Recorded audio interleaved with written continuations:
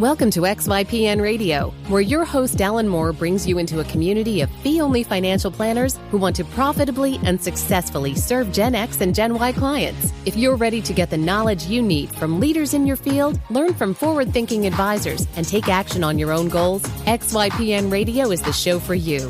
Here's your host. Hello, and welcome to this episode of XYPN Radio. I'm your host, Alan Moore, and I am so honored that you have taken the time to join me today. We have just had such a blast with launch week, and this is the first episode post-launch week, and so we're going on kind of a weekly schedule for now, but it has been such a whirlwind to get the radio show up and running and launched, and we're just so honored by everyone that has subscribed and has been sharing just great things about it. So thank you. Thank you for continuing to listen in. It really has been an honor and a blast. This episode features someone who I'm sure you've heard of, who is the leading expert on, I would say, financial planning technology. His name is Bill Winterberg. He's the owner of fppad.com. He really is known across the profession as the go-to expert on kind of financial planning technology.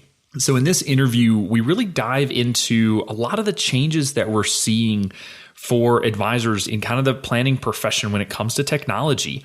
There's so many choices out there that, even Bill notes he can't keep up with all the changes and all the updates and all the new technology that's rolling out. So how are you supposed to, as the advisor, keep up with everything? This is his full-time job. It's not yours.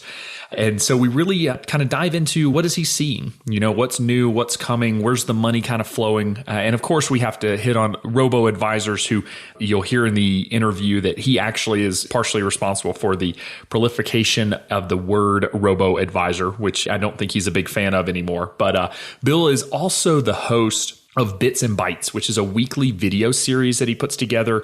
And it highlights typically 3 important technology news items or updates or whatnot that have happened over the last week. So if you want to stay up on top of financial planning technology and everything that's going on, definitely subscribe to his newsletter list at fppad.com so you get those into your email weekly.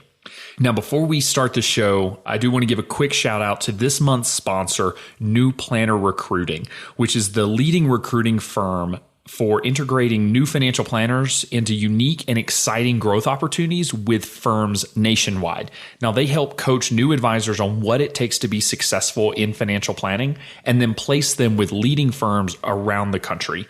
So if you're looking for a position in a financial planning firm, or you're a firm owner looking to hire, definitely check out New Planner Recruiting. You can see information in the show notes for this episode at xyplanningnetwork.com/8, or check them out at newplannerrecruiting.com.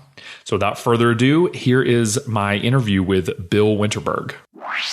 All right. I am so excited to have Bill Winterberg, the founder of fppad.com and creator of buildingtrustonline.com, with us today. Bill, thank you so much for taking the time to be with us today. Thank you, Alan. I'm thrilled to be on the show today. I think it's going to be a ton of fun because, as our listeners will find out quickly, we love to argue. I don't know why. Every time you and I get in a room together, we end up debating about something fun. So I think today's going to be a ton of fun. They're discussions. All in good humor. So Bill, let's just give listeners a quick background on you, because you actually, everyone kind of knows you as the tech guy and the guy that has all the latest, greatest information on technology, but you were actually an advisor post being a tech guy. So just give us kind of a rough and dirty kind of background on yourself and kind of how you became the FP guy. Certainly. So the Cliff Notes are, I was a tech guy, then I was an advisor, and now I'm a tech guy, just like you said. So before I got into financial services, I was actually a software engineer. I was writing embedded software code, stuff that's now in cell phones and so pervasive out there. I was doing it for printers for Hewlett-Packard. And I received a call from a gentleman to leave Hewlett-Packard and join a startup toy company, which became Leapfrog Toys out in the San Francisco Bay Area. So I left this blue chip company, Hewlett-Packard, for a no-name toy company, and ended up working for Leapfrog for 7 years. And I was working on their instrument sets to make the music sound really good on those toys, and that gravitated into game design and applications for those toys. And I was working on the LeapPad learning system, which was the first product they brought to market, and was a huge market success. And as a result, Leapfrog went public in about 2001, if memory is correct. And if some of the people who have been watching markets a while, 2001 was almost the peak or trough, I don't remember, of the dot-com bust.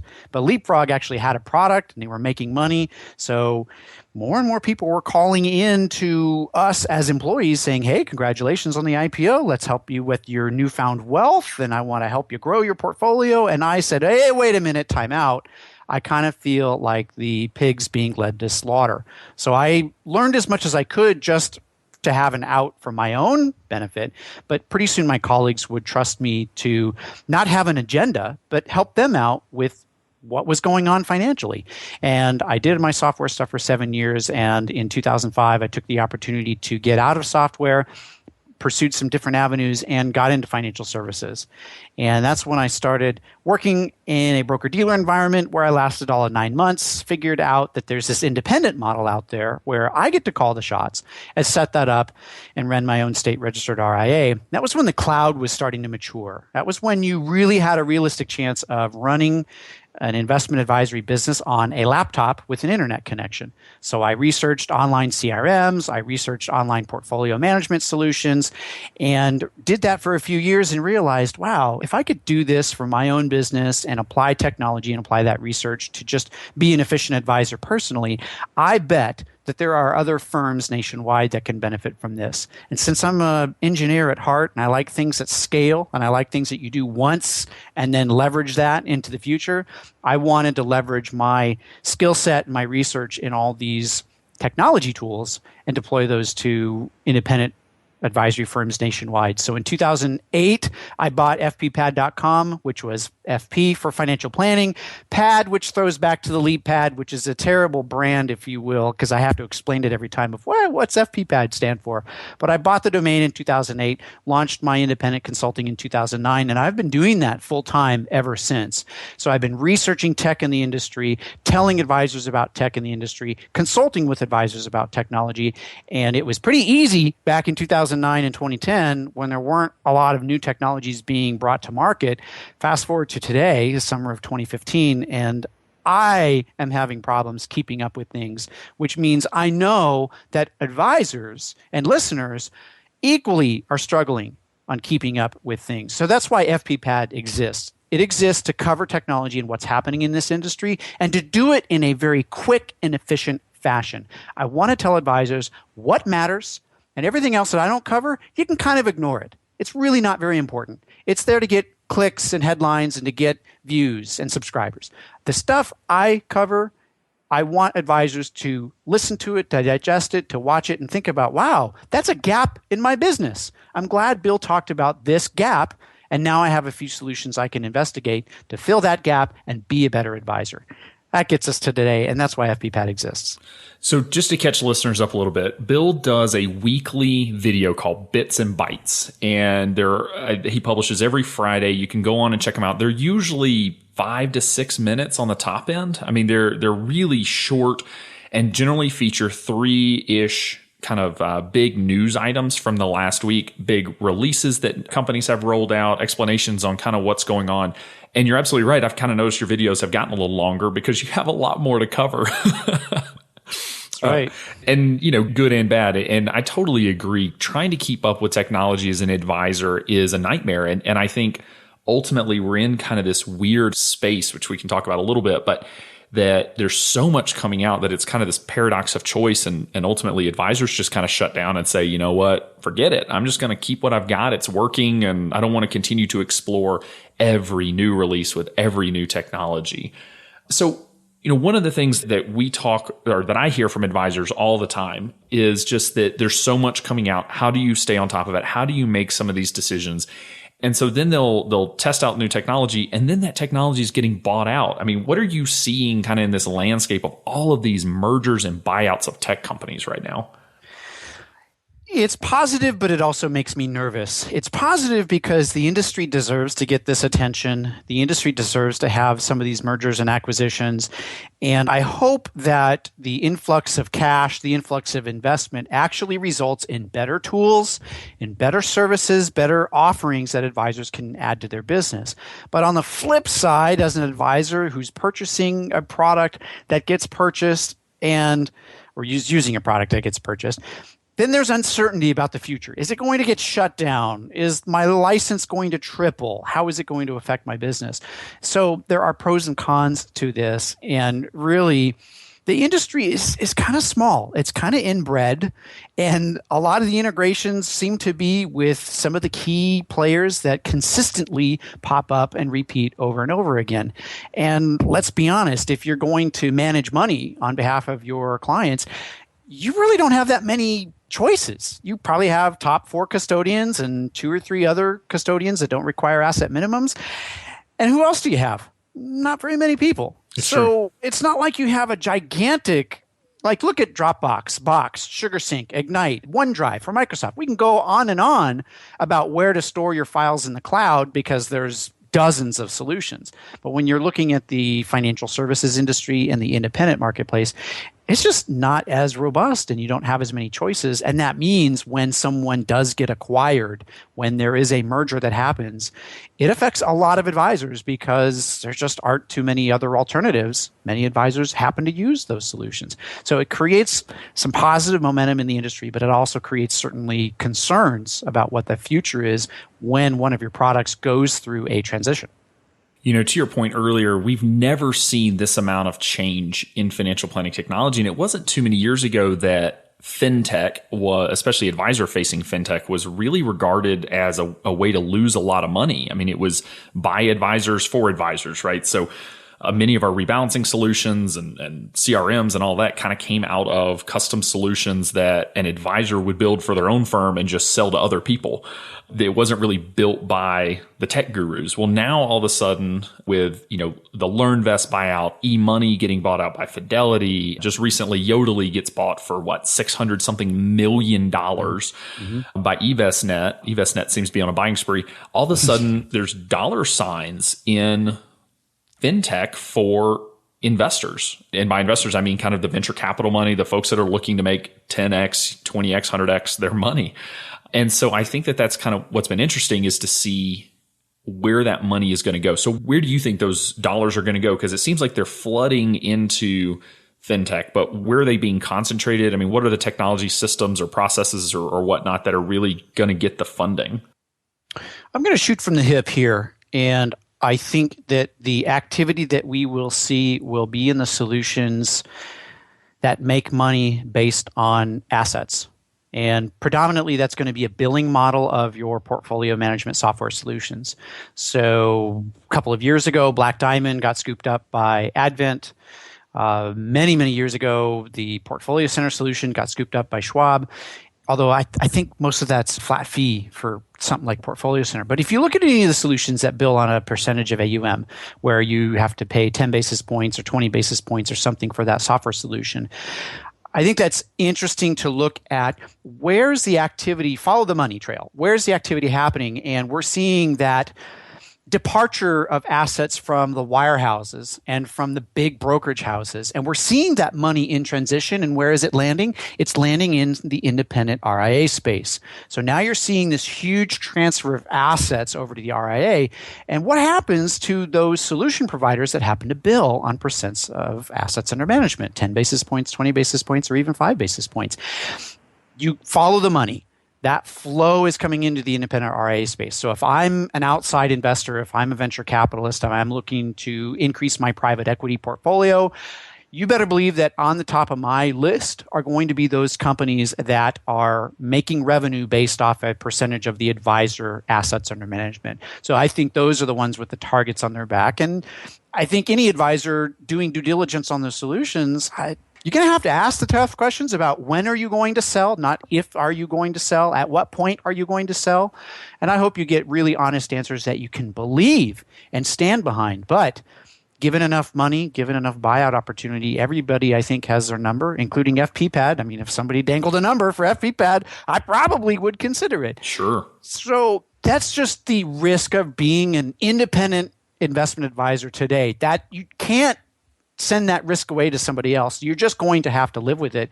But you asked me, where do I think the activity is going to be?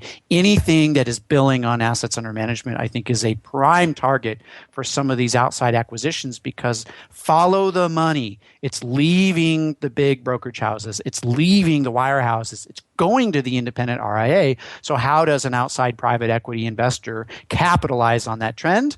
They do it by acquiring a company that charges on a percent of assets under management.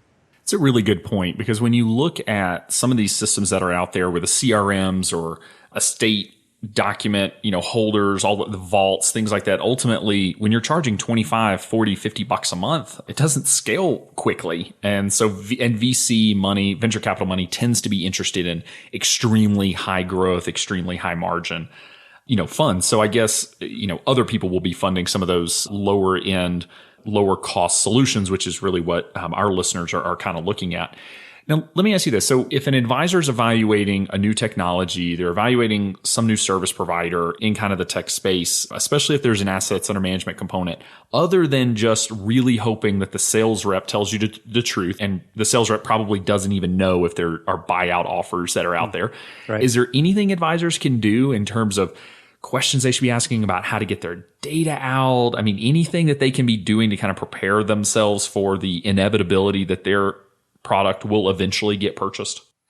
I think it's reasonable. I regret that it might be a full-time job, and it could be one of my jobs, or maybe XYPN. We can collaborate on trying to identify exit strategies or alternatives for any of these popular solutions out there. It's important because the independent advisor, you are hitching your wagon to a solution provider. And if something happens to that solution provider, and the interesting conversation corollary, that was the word I was looking for, is the e-money acquisition by Fidelity.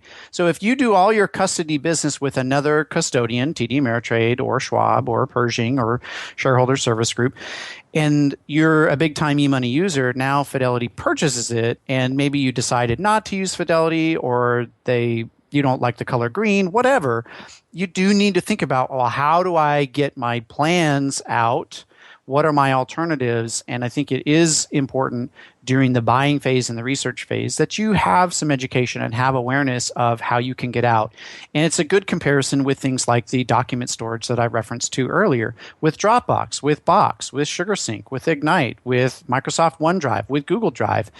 If any one of those services got purchased and gobbled up, maybe Microsoft buys Dropbox, I don't know, and you hate Microsoft, how are you going to get all your stuff out of Dropbox? Well, it's kind of easy, because you go buy a $99 2-terabyte hard drive from your local electronics store, plug it into your laptop, copy your Dropbox folder over to your hard drive, and get out of Dropbox. And you've got all your files, they're portable, and you can hopefully drag and drop them to a new service. So you do need, I think, as an advisor, as a purchaser of technology, you do need to understand how you are going to switch to an alternative if you are forced to. And I go back to what I said about I'm opportunistic, that every acquisition is going to result in good things for advisors, but sometimes business strategy and business economics don't match with the good things and the fiduciary advice model that advisors stand behind. So definitely I would look into those, but man, it can be a full-time job, but still it's really good to know what your alternatives are and how you're going to get out. The worst thing I would want to see is that data lock-in and the prohibition on removing that and transferring that, or it takes 6 weeks to get it from your service provider, which, oh, by the way, just announced that they're shutting down. So there's nobody in customer service to give you that DVD that they promised you. That's a really good point. That's a terrible situation to be in. And it kind of depends on the technology, right? Because moving out of a financial planning technology is basically impossible. I mean, I'm not aware of any planning technology that you can literally export the data to be able to import it into another planning software. It's just too custom. Whereas a CRM will generally export to a a CSV or an Excel, basically an Excel file. Yeah, 80% of it's the same between CRMs. And then, some of those, like a performance reporting software fits somewhere in between where they can do a big conversion, but, we're probably talking tens of thousands of dollars. So your point is well taken that sometimes it kind of depends on the system as well. And eMoney is a really good example. And maybe you can fill us in on some of the details over there because they've been going through so many changes, just that particular tech company. And when they did get bought out, I know people, hosting or, using other custodians kind of freaked out because they're like, okay, great. Fidelity can now see all of my client accounts, whether they're at my custodian or anywhere else, because eMoney has an account aggregation solution. Now, eMoney, of course, said we're not going to do that. And Fidelity said we're not going to do that. But do you expect any foul play there? Do you really think, and so far, have you heard of anything happening over there? Is it all kind of on the up and up with Fidelity and the eMoney purchase? This is dangerous territory to get in, right? To publicly do all this stuff on the record. So I like the product. I like eMoney's mission. I love Fidelity's product. I love Fidelity's mission. And I'm optimistic that great things are going to happen from it. But the business gets in the way. And sure. I have no idea what's going to happen on the business side. But these are the important questions that I'm going to ask myself as a business owner. Do I agree with now not only the way eMoney conducts itself, but now do I agree with the way Fidelity conducts itself? And does it represent positively my business? And can I hitch my wagon to it? And those are tough questions to answer. So I don't want to speculate, right? I really don't want to answer it because I really just don't know. So maybe that's the best honest thing is I don't know, but I'm optimistic that everyone's in this business to try and do the right thing and try to help end investors and end consumers. That's hopefully the purpose that drives everybody's decision that is writing and creating technology in this business. But we're seeing in some cases that that's not always the case. Let me keep you on the spot one more time, and you can decline to answer this because I know, so for our listeners, Bill does a lot of work in the consulting area, but a lot of his work is covered by non-disclosures. So I didn't prep him for the eMoney stuff. With eMoney, there has been so many rumors floating around about their new EMX portal. Anybody that has taken a look at eMoney, they have a super, super slick account aggregation client portal system. It's really great. They also have the planning solution, which is currently integrated with a portal. Some people like the software for the planning solution. Some don't. Do you know, have they publicly said, and I've just missed it, that they're going to ever split the portal from the planning software, or do we know anything about that topic at this point? I'm searching through my memory banks, and I think the response from the companies are going to be, we're always considering ways to improve the quality of our product and improve the benefit of the product. So I think that's that template answer that you'll receive. And I don't have any additional details. But look, if I'm running business strategy for eMoney Advisor, I don't think I'm going to bifurcate the portal from the planning and the aggregation solution. I would love to have everybody to use all the benefit. And I can kind of say that if I were to split it into two, then advisors aren't going to get the full benefit of the product. If I were making the business decision, no, I wouldn't do a separate thing. But the flip side is now, I'm trying to be the all-in-one solution provider, and it's possible that decision can limit choice because I'm not available as a pure portal provider. And now advisors who are just looking for a pure portal solution, say that 3 times fast, are not going to be able to choose my product. But that's a fair point. Yeah, I don't think it's doing bad things to the industry. I think it's an appropriate business strategy for that specific product. So you just got back from a multi-week trip up and down the East Coast called the Tech Tour. So tell our listeners a little bit about just what the Tech Tour was all about.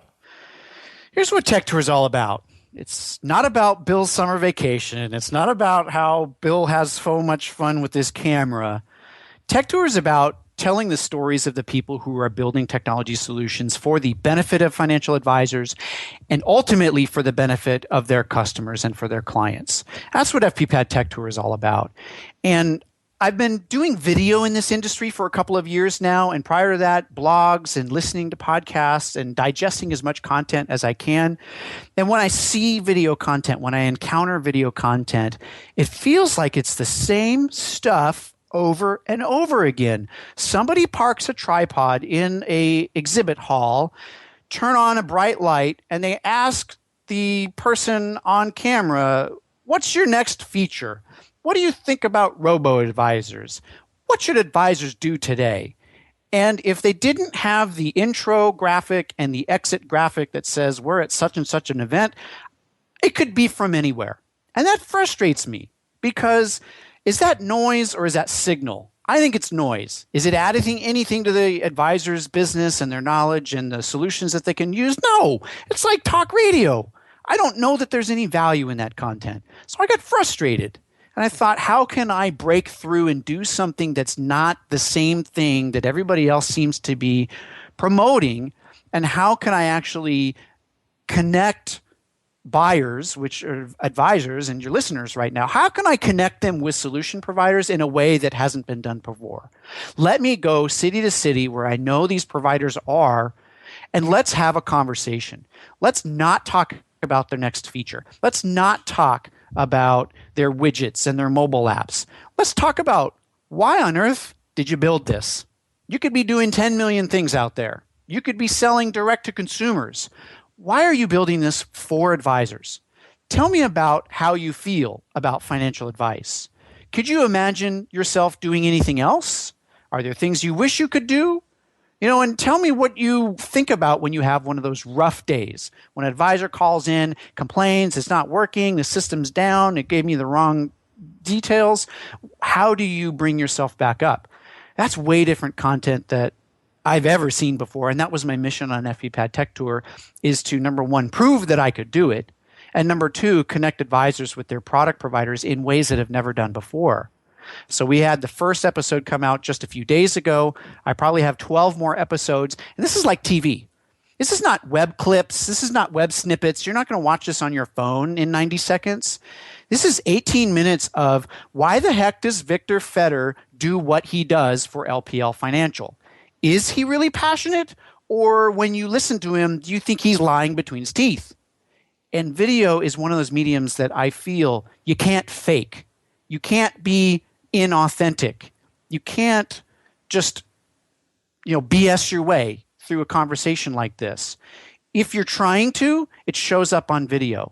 And if you're trying to fake your way about passion, it shows up on video. And guess what? People see that and they realize, the solution is pretty good. It's got a nice mobile app, but this guy, this girl, they don't seem invested in the company. They just seem to be spinning wheels and collecting a paycheck.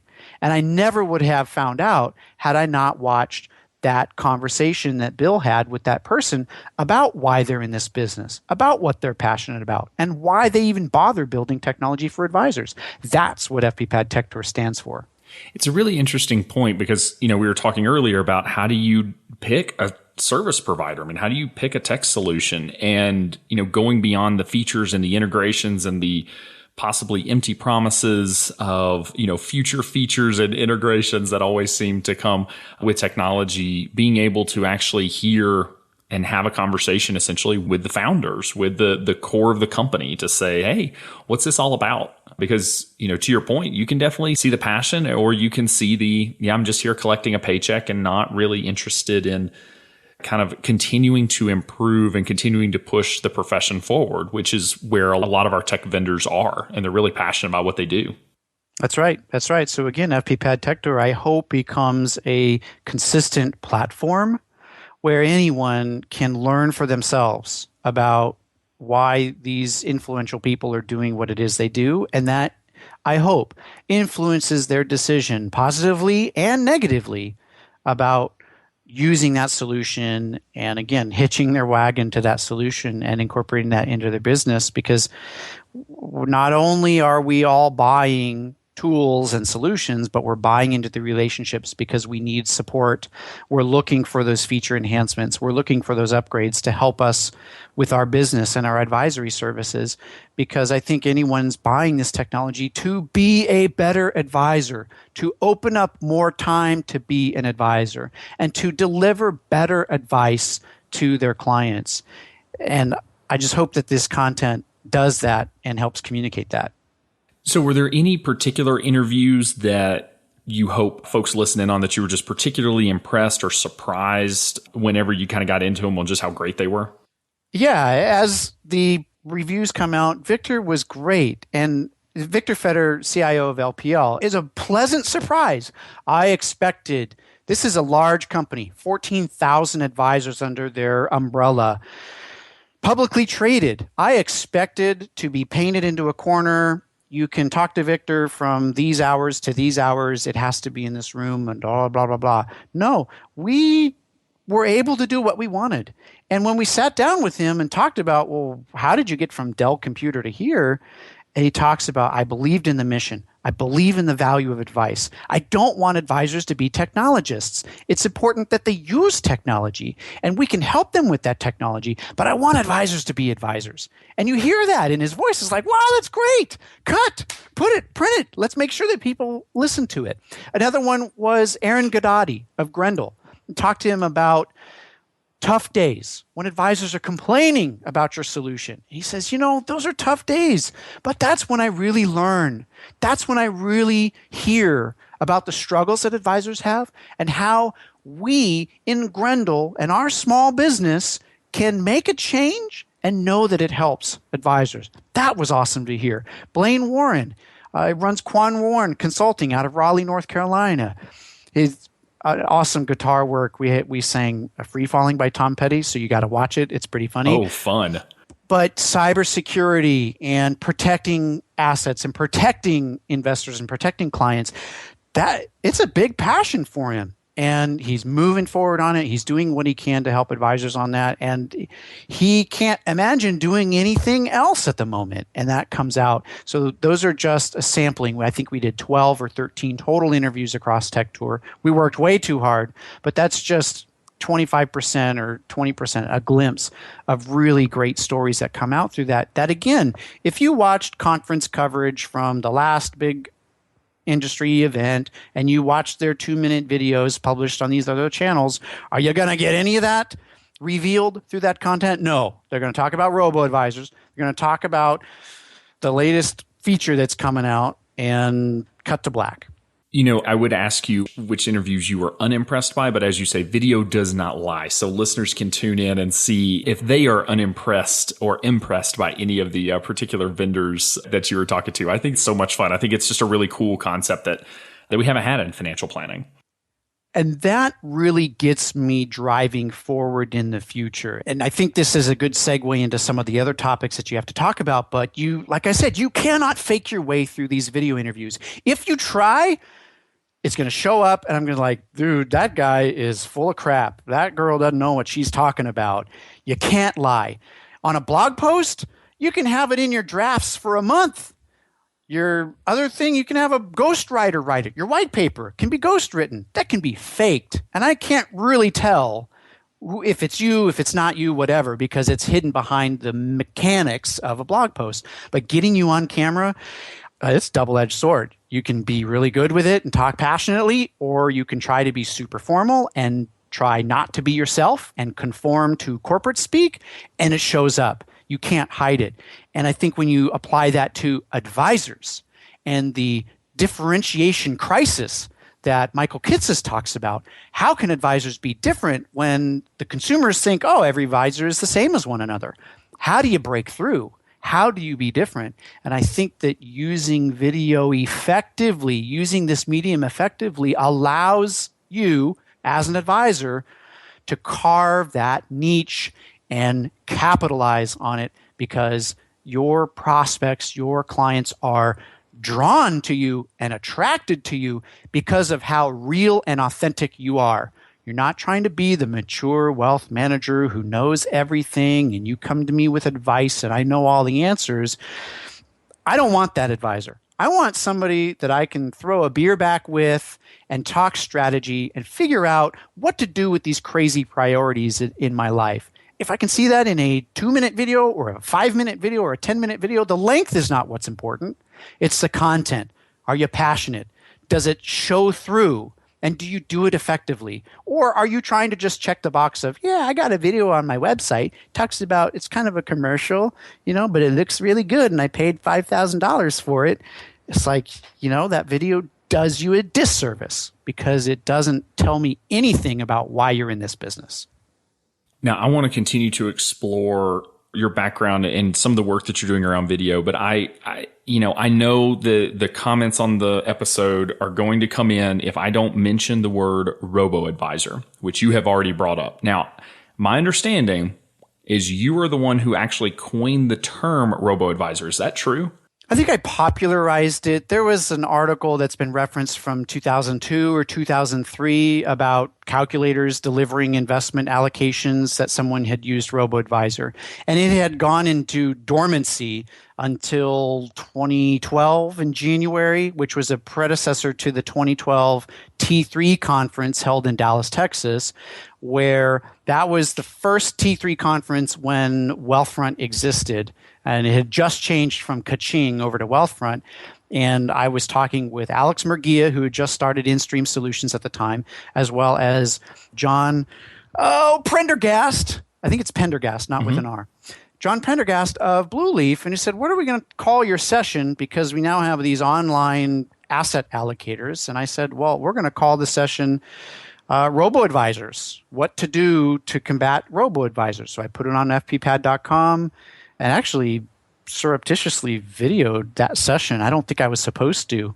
I posted it out there. It's one of my first videos on the FPPad website. FPPad YouTube channel. It was a 2-part series because you couldn't upload a 60-minute video back then, or I didn't have permission for a full 60-minute video. So I have 2 30-minute segments, which is basically the whole thing. And that's where we talk about this upstart of RoboAdvisor. And many of us don't enjoy the term RoboAdvisor because I think that including the word advisor in many of these platforms isn't exactly fair. But, the truth is the robos are here to stay. I mean, they're here, so they're not going away. I think that, many advisors, we try to put our heads in the sand when they first got started to say, they could never replace, the way that we do financial planning, the way we do investment management and all that. And they've proven they can raise capital. They can raise money from consumers. I think Betterment just crossed the 4 or 5 billion mark. Wealthfront's not far behind. Maybe that may be a little high. I'm trying to remember do you know what's the total assets on all the robos? I heard the number the other day and can't remember it. Total asset, it's all over the map, and Financial Engines sometimes gets wrapped up in that, and they're huge because they're $50 or $60 billion. So don't include Financial Engines. Don't include Vanguard PAS because they've got over 10, 12 billion. Schwab Intelligent Portfolios has something like 3.5 billion on there. It's hard to lump them all in. Short answer, it's probably like $10 billion among all of them, maybe 8 billion, but it just depends on who you include in that circle. And there's plenty of smarter people that get paid a lot of money for research that publish those numbers, but whatever. What's your real question, Alan? Yeah, because the truth is that's a drop in the bucket in terms of the overall scope of financial or of investment management, of what we manage as advisors. I mean, a very tiny portion. There are RIAs with more assets than all of the robos essentially combined. But they're here to stay, and they're growing really fast. So what do you see as the future of the robos? And do they compete with advisors? Do they just compete with themselves? Do they get integrated with advisors? I mean, where's this technology going? It's not going to go much farther. Here's the deal. Wealthfront and Betterment came out 5 years ago. I had it in my episode today, fppad.com/170, episode 170. I talk about how there's no more differentiation anymore among these online investment services. 5 years ago, when they first started, there was nothing out there like it. But now you've got dozens of solutions out there, and they are just effectively not very different. And I talked about how it's like email. It used to be that you couldn't email your advisor 15 years ago because they didn't have email. And now today it seems totally unrealistic to even have a relationship with an advisor without email. Everybody uses email to it. So that's where robo-advisors, where automated investment services are going. It's basically going to be everywhere. It's going to be pervasive. And if you're an advisor and you don't have some type of automated solution, it's like you don't have email. And people view that as like, dude, are you really running a business and you don't have at least a low-cost automated solution? I mean, it's like not having email. That's where I think these things are going. And the problem for the companies like Wealthfront and Future Advisor, Betterment's interesting because they pivoted and now they have Betterment's institutional, and that empowers the advisors who are delivering advice, which goes above and beyond what the core Betterment product does that services consumers. And it's certainly with the advisor-assisted automated service, it goes way beyond whatever Wealthfront and Future Advisor can offer to their clients because, let's be honest, those things provide automated investment allocation, period. That's what you get. And it's fine if that's all you need, but I feel that people and everyone across the nation needs a little bit more than that. In fact, a lot more than that. But I don't want to overcomplicate things. I just want to make sure that people are getting the honest advice that they need.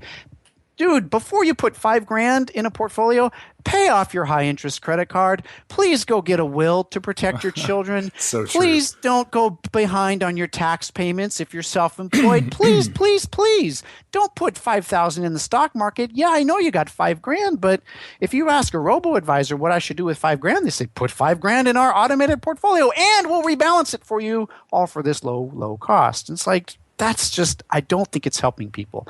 Nevertheless, to answer your question, they're not going away. It's going to be pervasive. And actually, for advisors listening, if you don't have one in the next couple of years, you're going to get that perspective and that response from your Gen X, Gen Y, and millennial clients like, you don't have one of these things? It seems so basic and elementary. I can't do business with you because, I mean, that's like everybody has it. So that's I think, the attitude to take for the next couple of years. You know, you just made a point that I don't think I've ever heard anyone else make. And to kind of expand upon it, it's really, we've been trying to create an automated investment solution in advisory firms for a decade, right? And we were pairing portfolio performance reporters with rebalancing software and kind of had model portfolios that we could replicate over and over. And we've been trying to essentially do what these robo-advisors do. We've just been doing it very haphazardly, and the systems haven't really worked well together. And it's kind of been this evolution, whereas now some of these platforms are starting to do it, and they do it really well. And for advisors, to your point, that are going to start losing business, go to Wealthfront, go to Betterment, go to Future Advisor, go open an account. I mean, within minutes, just a few questions, a little bit of contact information, you can have an account open. And yet, for an advisor, we make clients fill out pages and pages of, information and have to sign all this physical paperwork because we can't do electronic signatures.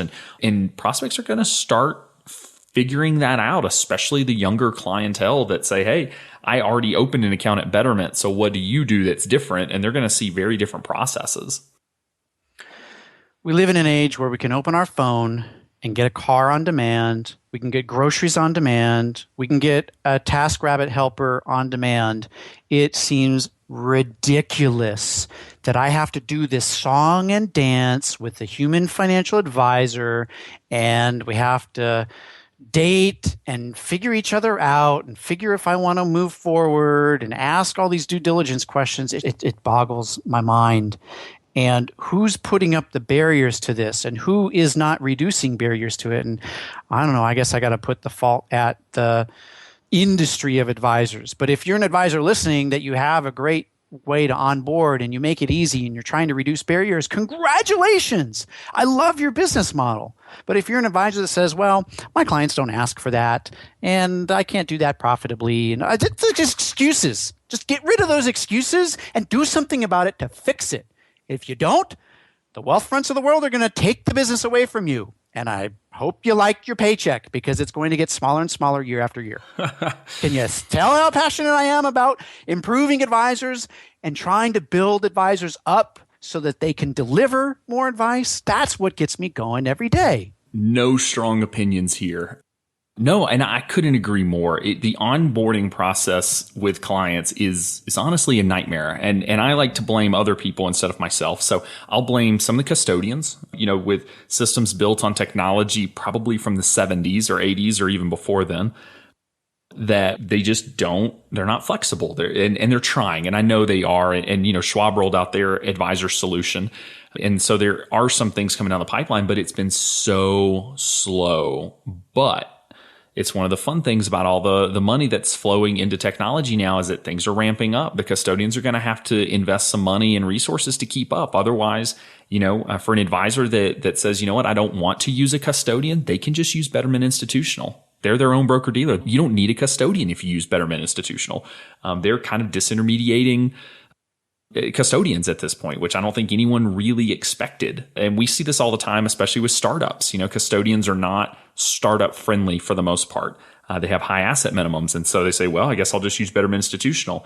Do you think by the time they get 25 million under management, they're to meet Schwab's minimums, they're going to be excited about moving over to Schwab? I don't think so. It's just kind of a different era than where a lot of firms got started several years ago.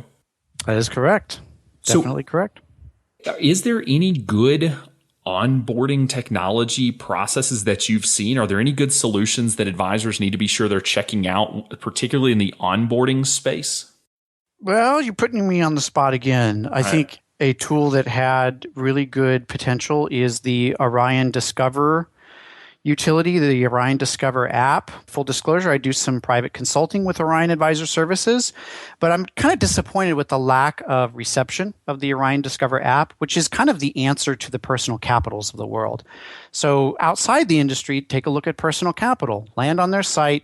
We're going to give you a free portfolio review. Just type in your bank credentials and your investment account credentials, which behind the scenes is powered by Yodlee, which we talked about their InvestNet acquisition a little bit earlier in the beginning of the show.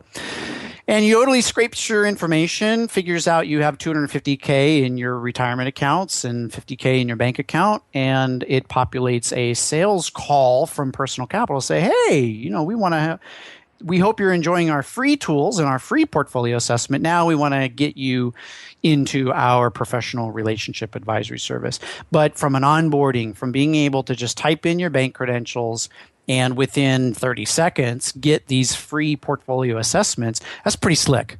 Really hard to compete with that and be better than that, but I think you can match it. And that's what I think the Orion Discover tool was, and I think it still exists, is today. You get a lead, you get a prospect, let's give you some feedback of your portfolio. And I think the Orion tool did use account aggregation. I think it used the Intuit aggregation. Not sure if it used Yodlee or not. So someone from Orion's going to have to submit some comments and feedback to the show notes on the XYPN site where this is hosted and let us know. But it essentially gave that snapshot, that dashboard at the back end, and it didn't take any advisor babysitting. It didn't take any advisor data intake. It was all done programmatically using aggregation. So that was one that I would point out, because I don't know if like eMoney has that. I know that they benefit from the aggregation that they've built proprietary, but I don't think that they have a thing you can drop on your website that clients can just type it in, because it's not Yodlee aggregation. It's not Intuit aggregation. It's proprietary. So I just don't know if they have that from a prospecting perspective. And then interesting things like Riskalyze, where you have that little widget on your website, get your free risk assessment, type in some basic information, answer a few questions. And I think it can do a back of the envelope comparison to your existing portfolio, but I think you have to manually type in what you own. So it says, we calculated in your portfolio, it's allocated as an 88, but your risk score is actually a 60. So there's a discontinuity here. Would you like to talk to somebody about that? Probably. That's a good point. And I think some of the planning software out there, Advisor, Money Guide Pro, I believe is working on something similar, that they're trying to roll out kind of an onboarding process that allows the consumer or the prospective client to input more of their information than they've ever been able to do in the past. Because historically, we've had to do everything manually, or we've used systems like Precise FP, which I'm a big fan of, to gather information and kind of export into our systems. But kind of those systems are allowing, I guess, one more step.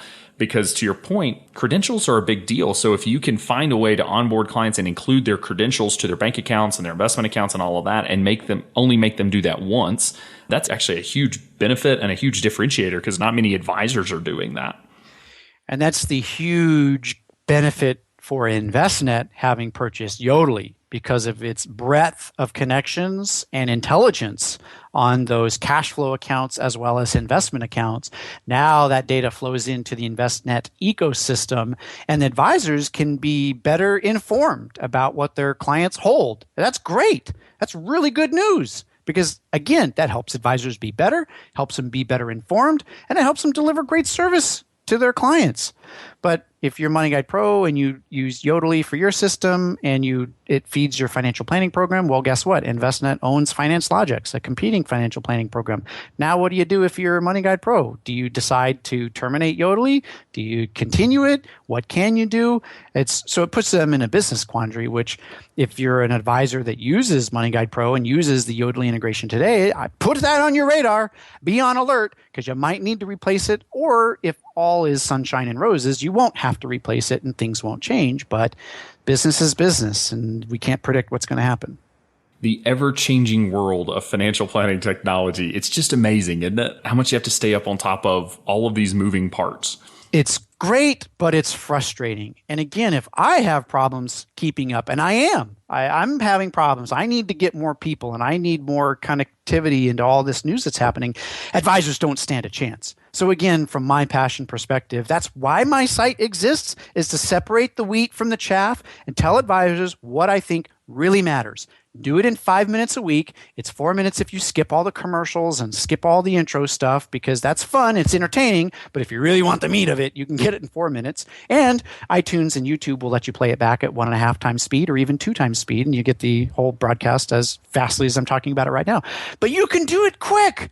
And it pains me when I get the emails that come back. It says, Bill, I'm unsubscribing. This is too much. This is too much information. It's like, oh, are you kidding me?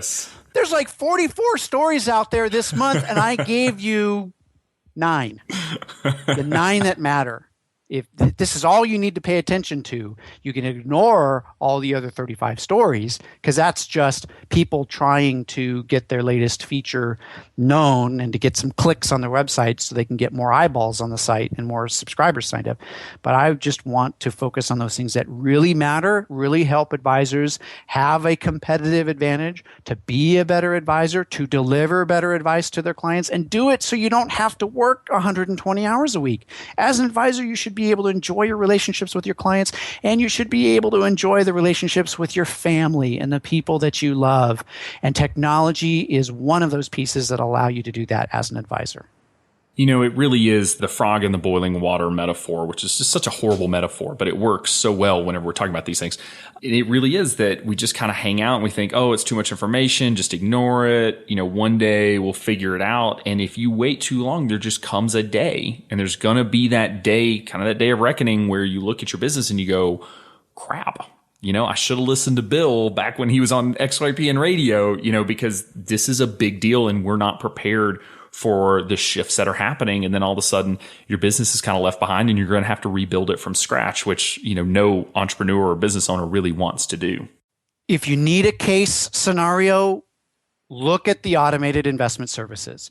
There was a gap in the industry that there were very few low cost, very beautifully designed programs to offer basic asset allocation. There was buy a target date fund from Vanguard, and then the only other solution was pay 1% a year from an advisor who requires you to have $1 million.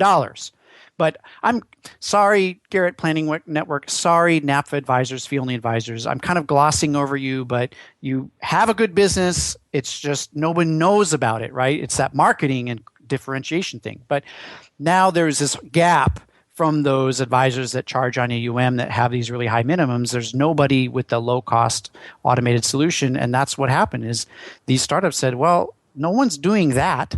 So instead of being a portfolio popularity contest called Kaching, let's pivot and do this little thing. And oh, by the way, here's the secret. Let's charge on assets under management, because as we grow our assets, we grow our revenue. And that actually talks about what I was saying 45 minutes earlier of follow the money. And all Wealthfront and the automated services have to do is just keep asset gathering without increasing their overhead. And now they've got, 15 basis points or 25 basis points that they're charging a year. And that's something that an outside private equity or venture capital investor can buy because they see it.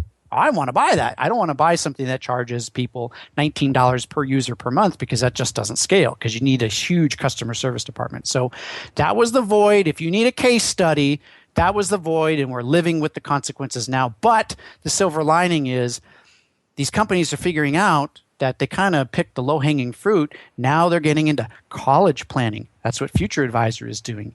And from day one, Personal Capital knew that they had to have human being advisors, which is why their service is 85 basis points, 90 basis points. It's really not that much less expensive than a traditional advisor. But these other firms out here, they're realizing, boy, we have to buy ads on phone booths in New York City and put our commercials on TV running by CNBC. That's what Wealthfront and Betterment are forced to do. If anybody has done any web browsing lately, you get bombarded with these pop-up ads. Well, Alan, I know you use pop-up blockers, so you don't see any of that stuff. Still see them. Facebook ads, and they're everywhere. Google ads in the search. It's crazy. Yep. They picked the low-hanging fruit. They've got a few billion on their platform, and they're figuring out, we kind of have to do some value add stuff. So you're going to see the college modules. You're going to see basic financial planning. Betterment's done that with their Retire Map or Retire Guide. They're bridging into that territory of advisor territory ever so slightly, and they have to. I think if they want to grow and they want to have value adds for their customers, they have to do it. Because again, the automated asset allocation, that's pervasive. It's been done, and it's been done 12 times over by all the other competitors.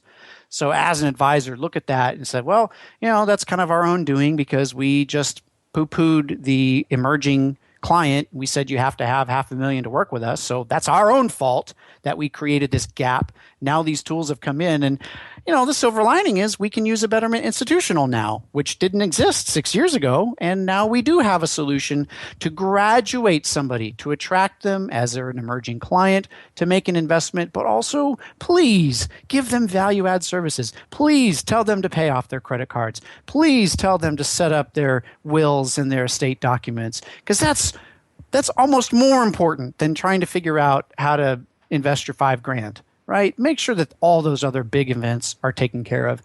Then when you're in a great position, prioritize that retirement saving among all your other saving and things like that. That's where the advisor adds a ton of value. And figure out how to do it with scale. You don't have to meet everybody one-on-one.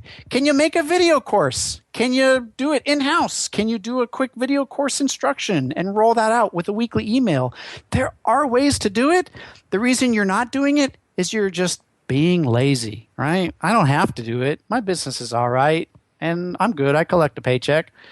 But it requires work to make the investment in those emerging clients. It requires work to sign up with something like Betterment Institutional or GemStep or any of the other online services for advisors. But guess what? If you want to be successful in this business, you're going to have to work. So if there's anything you take away from this podcast, it's don't stop working. Keep working, keep innovating, keep doing something that benefits your clients, and stick with it. Because if you don't, there's going to be so many holes and gaps among your business that competitors are just going to death by 1,000 cuts. Pick away at your business, and you're going to wake up like, where did all my clients go? They all left. It's because you stopped working and you got too comfortable. Well, and I think the summary of what you're saying, and I totally agree with it, is you got to work your way up the value chain. If your secret sauce is being able to open accounts and basic, asset allocation and things like that, and that's what you've been selling, you got to move into doing financial planning. And that's the whole, you can't out robo a robo, and the robos are really, really good at opening accounts, doing basic investment portfolios and things like that. Let them do that. Adopt the technology to do that, and, focus on what they can't do, which is true financial planning. That's right. Bill, this has been so much fun. We were going to try to get into some of your expertise around video marketing and things like that, but I think we'll just have to have you on for another episode so we can just really focus on that topic. If you want to learn more about Bill, you can go check out his website at fppad.com. And if you go to fppad.com/subscribe, you can get the weekly bits and bytes emails, the videos that come via email every Friday, super valuable. And you can also check out his video.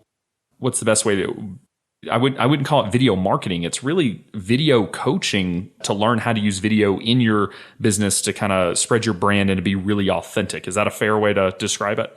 Yeah, that's right, because the marketing element is the secondary element of it. I want everybody going through these courses, these modules, this education to be comfortable in front of a camera and to be comfortable as themselves, as yourself, because people get weird when you put 2 cameras in front of them, 4 lights, and hook them up with a lavalier. And when you get weird, you're not yourself. So we're trying to do what we can so that you make all that tech go away, all the video and lights go away, so you don't feel weird and you feel comfortable, and then you can really be true about who you are and what you do to help people. I think it's going to be really valuable because I can say, as somebody who speaks pretty frequently, I am very comfortable talking to people, being up in front of big groups. You put 2 cameras and 4 lights on me and I kind of freeze up and say really stupid stuff. So you can check out the course that Bill is referring to at buildingtrustonline.com. Incredibly valuable content. So definitely check that out. Bill, thank you again so much for taking the time to be on today. This was a ton of fun. It was, Alan. We didn't disagree as much as you kind of insinuated that we would, but this was really, again, I hope that everybody can hear the passion in my voice and the reason why I do what I do. And thanks for you, Alan, and for XYPN for providing this platform, because I hope that we can do better and great things. That's also why I'm looking forward to speaking at the XYPN conference coming up here pretty shortly if you're listening to this when it debuts. So please become, if you're not registered, go register. It's going to be in Charlotte. You'll get all the details from Alan. Sounds great. Thanks so much, Bill. Thank you. That interview was fun. We did not argue as much as I expected. Sometimes Bill and I can get riled up at each other, and it's a lot of fun, all in a professional context. But he and I sometimes have different viewpoints on technology. So it was kind of funny that we actually agreed on pretty much everything that we talked about. So I hope that this episode brought you a lot of value and was really valuable for you. Bill's a great guy with a lot of great information. So if you want to interact with Bill, you can actually check out our VIP community at xyplanningnetwork.com/VIP, or we will link to it in the show notes as well at xyplanningnetwork.com/8. It is a private Facebook community that allows you to interact with our speakers and our guests and our sponsors and XYPN members, other folks that are looking to start their own firm. So definitely be sure to check that out. Now, before we close out, I want to give a quick thank you to this month's sponsor, New Planner Recruiting. All of this month's shows are brought to you by New Planner Recruiting, which is the leading recruiting firm for financial planners nationwide. Now, New Planner Recruiting offers many resources to coach and support Gen Y planners as they launch into the profession. Firms nationwide partner with New Planner Recruiting to source, screen, and integrate the perfect fit for their needs. They are led by passionate and experienced financial planners, including Caleb Brown, who is the managing partner and CEO, as well as Michael Kitsis. And they really have a refined, dedicated, and personalized plan to help both candidates and firms position themselves for success. Now, I worked with New Planner Recruiting when I graduated college back in 2010 and was really impressed by the process that they use to not only evaluate and place young planners, but to place them with the right firm. It's not just about getting a placement. It's about getting a placement with a firm that makes the most sense. So you can check them out at newplannerrecruiting.com. You can also be sure to listen to episode 9, which will be coming out a week after this one is launched, at xyplanningnetwork.com/9 to hear an in-depth interview with New Planner Recruiting co-founder and CEO Caleb Brown. Thank you so much for taking the time to listen in. I look forward to seeing you next time. You're not alone, and you're not crazy. It's scary starting, building, and growing your own financial planning firm. And that's why we put together a free private community just for you, the Cutting Edge Financial Planner. Go to xyplanningnetwork.com/VIP or text XYPN Radio to 33344 and join a network of thousands ready to change the lives of Gen X and Gen Y clients.